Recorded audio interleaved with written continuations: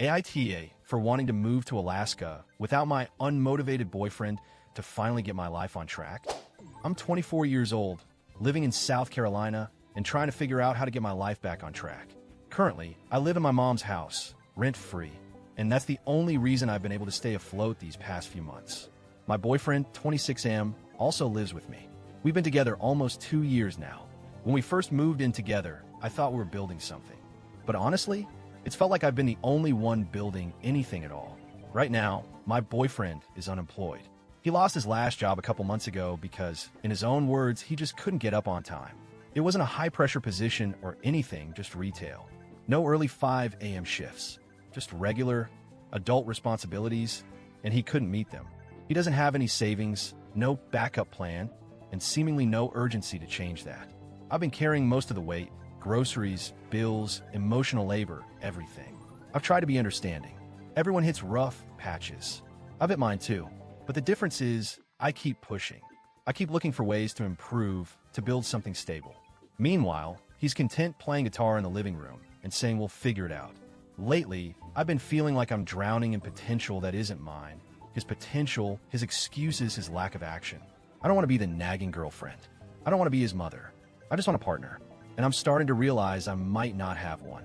A few nights ago, my mom called me with an opportunity that stopped me in my tracks. She lives in a remote part of Alaska, Dillingham. It's quiet, isolated, and very different from the life I'm used to in South Carolina.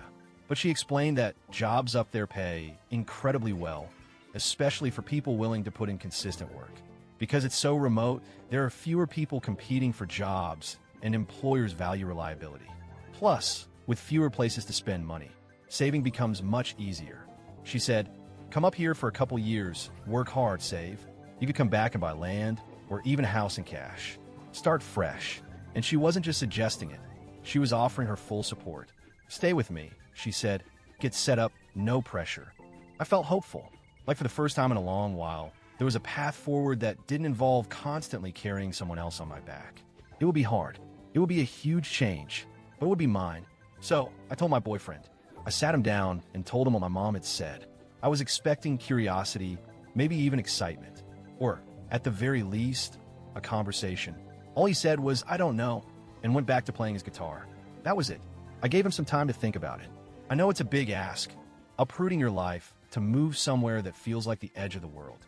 But when I brought it up again later that night, his only response was, okay, well, I'm probably not going to go. No follow-up. No why. No questions about the job market, living conditions, or what it would mean for us. Just a flat-out no, followed by silence. It crushed me. Not because I expected him to drop everything and say yes immediately, but because he didn't even care enough to engage. Didn't even ask what it would mean for our future. He just opted out. I realized then that I've been the only one thinking about our future at all. I've been the one sacrificing, adjusting, and planning, while he's just been coasting. And I can't make someone want a better life if they're already comfortable being stuck. It made me wonder, how long have I been waiting for someone who has no plans to grow with me? This moment forced me to zoom out and look at our whole relationship through a new lens. I'm independent. I've traveled to almost every U.S. state on my own. I'm adventurous. I love new places, new challenges, change. I've always believed that life is about growth, becoming better, smarter, stronger over time.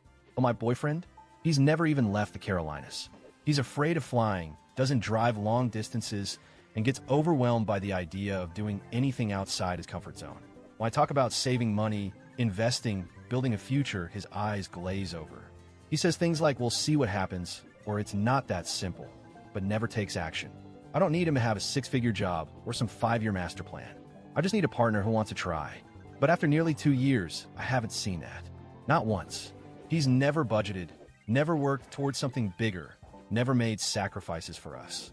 I'm not even sure he wants the kind of life I'm trying to build. And maybe that's what this Alaska opportunity is showing me. Our lives are pulling in different directions.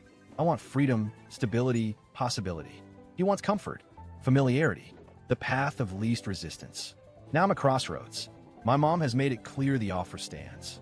I could leave in a few weeks, start a whole new chapter, save money, work hard, find clarity, maybe even find myself again. But if I go, I know what that means for my relationship. He won't follow. He won't fight for me. He already said he's probably not going, and I'm tired of dragging someone who doesn't want to walk with me. It hurts.